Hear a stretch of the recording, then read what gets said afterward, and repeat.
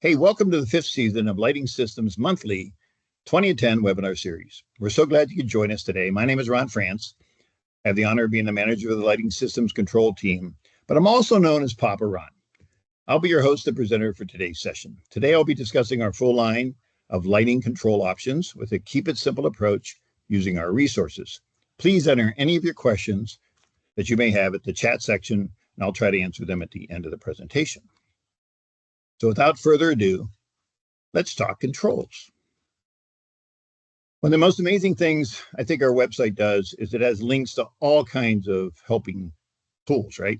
If you press on the controls tab, you go to this page, and right off the bat, one of our manufacturers, Current, our big box manufacturer, they have a beautiful NX guide that talks about Title 24 and applications. The thing that's so good about this is it even shows not only the luminaires that you can use, the piece of equipment you can use, the diagrams for those applications. It's simply amazing. It can geek me right out. So take a look at that. We can get it to you electronically as well. Further on that page, we talk about the different types of lighting control systems, and we'll mention some of that today. But if it's a network system, we list our manufacturers, and we have links to our manufacturers, standalone, wireless, DMX, and Dali. And by golly, we'll talk about that a little bit too. But if you got any questions on that, both of those are going to be very, very popular, much more than they are now. The next thing is embedded controls. Two of our manufacturer has controls you can put right in the Luminaire. Very important.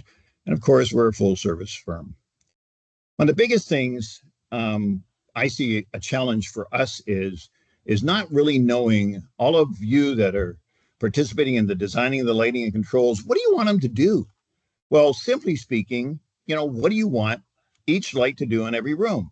Now, we might have same lights in different rooms, but they might have different uses and different purposes. So how do you get that message across? Well, it's in our sequence of operations. Most of our wonderful specifiers has that. Some are pretty generic, used from job to job. But in reality, the more you can customize that to that project, it helps us all. So I'm going to start with some things on the code, and I'm basically going to say it's going to be simple, and these will always work. So how about a never be wrong scenario? Manual override. So code says you have to have a switch in the room, a user interface, a push button station, whatever that may be. But the intent is that the user might walk into the room and not use the lights, or might dim the lights. And if they can, they're saving energy. So you got to have that manual override. So it could be that switch dimmer. Some of you out there might be as old as I that might have seen these rotary dimmers. Well, they have changed, right? They're more of a Decora type switch now. They got little pedals on the side or other push buttons for raise lower. By the way, push button stations. These are a common user interface. That's not where the dimmer is. That really is nothing more than you walk up to it and it's a push button. But again, what do you want the push buttons to say? Very popular is one like this that might be on the top, off in the bottom, raise lower in the middle, or a scene button in the middle. Matter of fact, we got manufacturers that don't use words anymore. They use graphics. So the full light bulb is all on, the empty light bulb's all off, and then another scene 1 and 2. Touch screens. Oh my goodness. They are coming down in cost. They are so flexible. We can do anything with the touchscreen. And we kind of look at it, if I got a location with a bunch of switches and there's 4 or more, that's about the same cost as a touchscreen. So I have 4 single devices go with the touchscreen. We can do anything. So don't be afraid of touchscreens these days. They're really, really cool. So the other thing is, you got the manual override. Well, the code says the lights have to go off automatically. And this is because of my kids, guaranteed. Grandbabies 9 and 10 coming, definitely my kids, right? I need a sensor in the room that if you leave the room, the lights go off. But the thing is, what happens when you enter the room? So a vacancy sensor is just that. You enter the room, nothing happens, right? But you're allowed to go to the switch. You go to the switch, turn on, they're going to work. So vacancy is manual on, auto off. Occupancy is auto on, auto off. Any code would not have a problem with manual on, auto off, right? And there are getting to be some changes where that'll be mandated. But for the most part, you need that sensor and you need that switch, and you'll always be right. We can use schedules instead of a sensor. So notably, a retail space. My gosh, if you have a restaurant and it's open at 7 in the morning till 10 at night, the lights can come on at 6 and off at 11. And that's fine. Don't put aux sensors in retail. Don't put aux sensors in restaurants. I don't know why people do. Put on a simple schedule, and then you can adapt the schedule to do different things. So it's got to be a schedule, an aux sensor, a manual override, right? So you got the switch, you got the sensor, auto off, we're going to be good, never be wrong. And then dimming the lights. This day and age, I remember when I got in the industry, I was told, Ron, if you use an incandescent lamp, you better dim it. Well, it's kind of the same with LED. Why wouldn't we dim everything? It's easily dimmable dimmable. Oh my gosh. So just dim it. How do you dim it? By zone. What's a zone? Well, the code wants to be, if you have different fixture types in the room and you group those fixture types together and you dim them, you're going to meet the code. So again, if I got a room with some downlights, a pennant mount, and wall sconces, that's 3 switches, 3 zones, you'll never be wrong. By the way, the 3 zones are more important than the 3 switches. As long as that switch can turn everything off, you could probably get away with one switch station.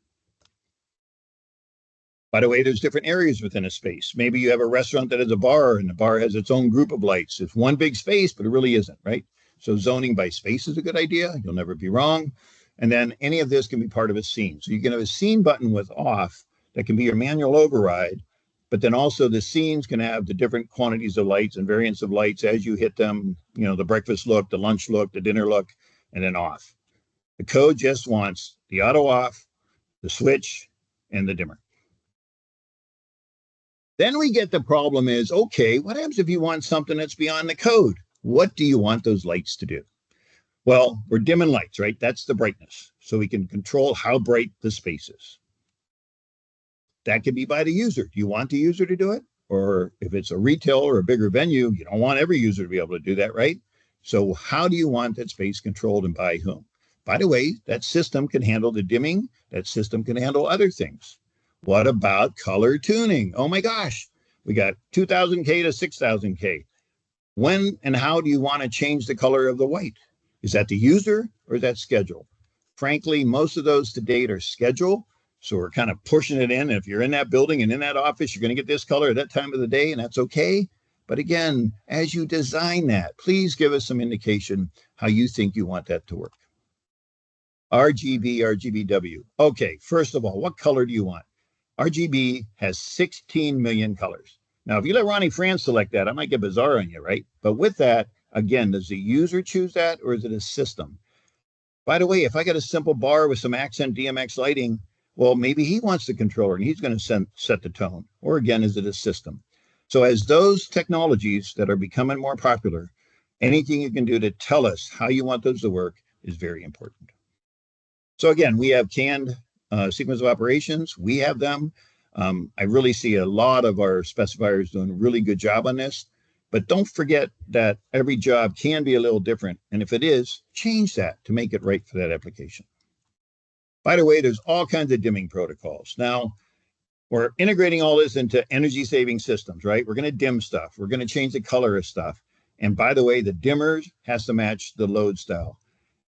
Don't get overwhelmed by this. Reach out to your rep. Pick out the nice fixtures you want.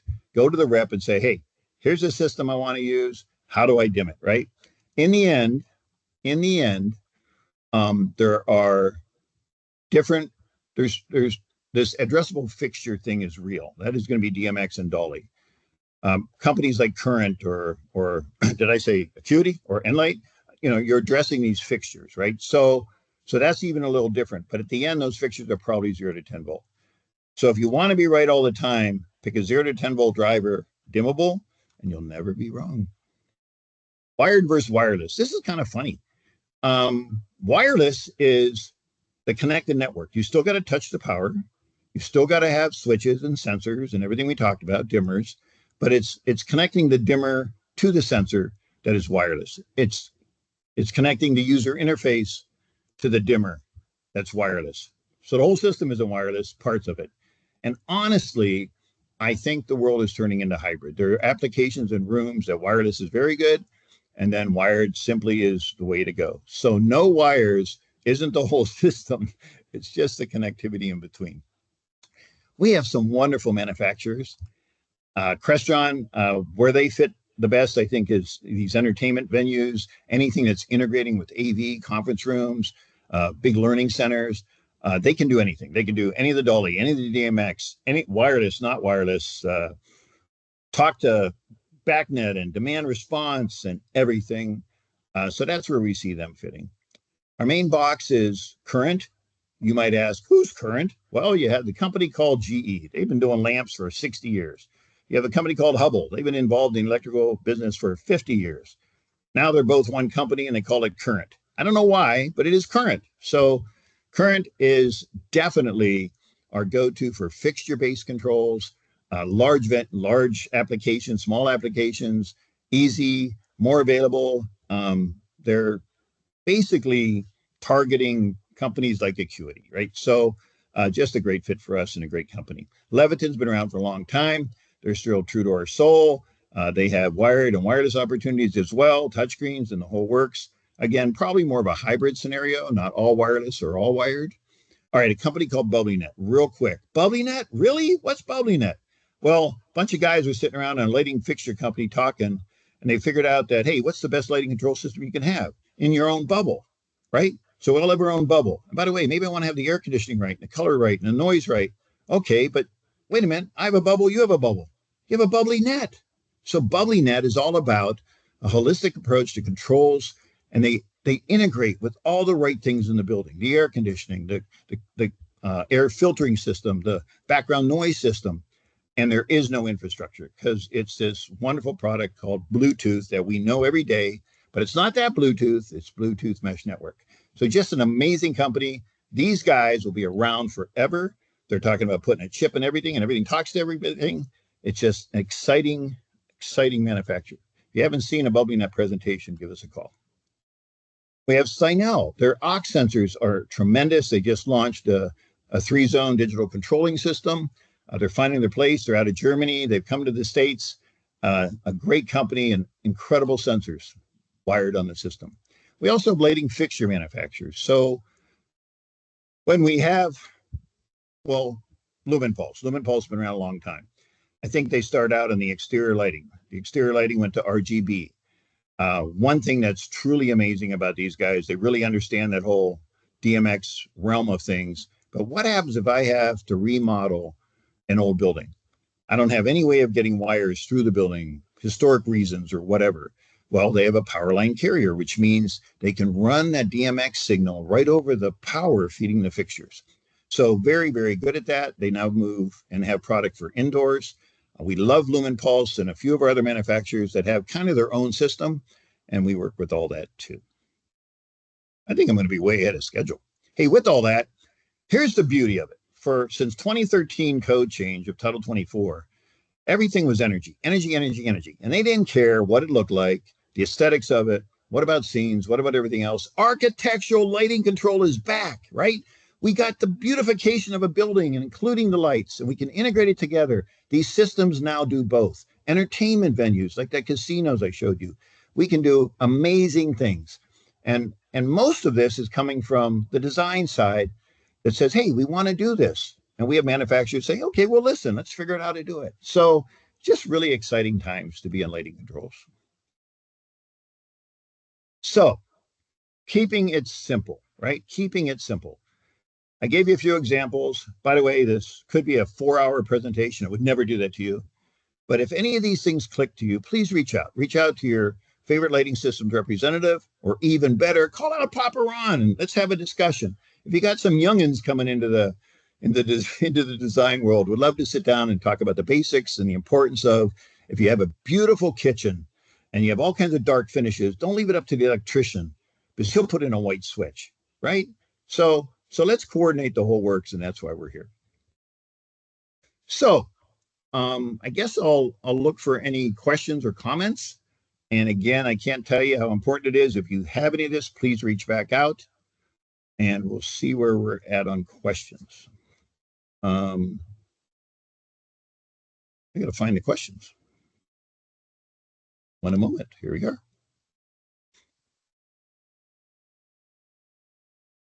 Oh, I'm having a technical issue. Head of controls can't get his thing working. All right. Found it. All right. So one thing that was asked, interesting, what would your equal to Lutron Vive be? Wow, pretty heavy, right? The competition. Well, they're our enemy by far. Now, did I spec them a lot in the day? Absolutely. Our easiest cross to them would be absolutely Crestron Wireless, but also BubblyNet. Matter of fact, on the BubblyNet side, they can pre-program things. So if we get that job that's kind of far away, uh, the contractor will receive the goods, simply install it because it's all mapped out and it's going to work. So a couple good things on that. Question on wireless. What about wireless interfering with other networks and stuff? Well, wireless of today is incredible. We are way beyond. I remember when wireless hit and we had whiteboards in classrooms and the systems would screw up with the lighting control system. We're way beyond that. Matter of fact, security is incredible too. So we can and are also now putting wireless in federal buildings and very secure areas because wireless is that much beyond what it used to be. So that's a good question. How often is Dali being used on projects? Not enough. Now, Dali is digital addressable lighting interface. It's an addressable, it means the fixture is addressable. So I'm going to tell you, if you're doing a hospital and you got a patient room and you're going to put 10 zones of light in there, put one Dali controller in, run 2 wires between everything, and we're done. Otherwise, I got to put in 10 controllers. So applications where you have a variety of different types of fixtures, and you want different things, color tuning, throw that on top, go with Dali. Dali's pricing on drivers, some are no more an adder. $5, $10 is common. So look at Dali if you got a lot of zones in a room. Got a question on what is the best offering? Oh, so colors of devices. I mentioned that briefly. So if we got a very executive space, Crestron starts coming to mind, right? They got some, besides their bread and butter control push button stations, they got metals, they got textures, they got colors, they got engraving. So on a high-end project, we're probably looking at Crestron if you're looking for some fancy user interfaces. What else do we got going here? All right. Well, how do you typically control circadian lighting? God, I love you, Eric. Okay, great question. Matter of fact, I'm going to throw a curveball. Crestron has a photosensor that measures the color of light outdoors. Why? Because they can. Now, the question is, how do you get that beautiful day color into the building? Okay, it's easy. We know what the color is. We have a color tuning building. We're going to use that same color. But when? We know that the brightness of the sun midday kind of is where everybody's getting energized. We could bring that through the whole day or not. So 2 things. I see color tuning being a system thing, not necessarily a user thing. High-end executives like maybe choosing their color of light for the color of light. But as you get into any of the circadian stuff and we want to control the environment, that is definitely done on the system. So it's as simple as adding a 0 to 10 volt dimmer. It's as simple as adding 1 channel on a Dali. You wouldn't have to do any more infrastructure. Matter of fact, if you do a current system and pick out their SpectraSync, which is their color tuning, you put all the controls in and there is no additional overhead for controls with current. So great question, Eric. Did I miss anything else here? Well, hey, I'm 18 minutes. I didn't go 20. People know I can talk. So I guess in conclusion, I'd like to thank you all for attending. If you'd like to schedule a follow-up, please reach out to your lighting systems representative or email us or email me, controls@lightingsystems.com. Our next 20 to 10 webinar, we are featuring Sabin, discussing how they provide designers with the building blocks to create unique, high-performance, acoustic lighting compositions. Whoa, acoustic lighting. Sounds like fun. Remember to dim it. Remember to change the color of it. And now you can control the sound. Hey, thank you all. We appreciate you looking into lighting systems. I look forward to seeing you in person soon. Thank you.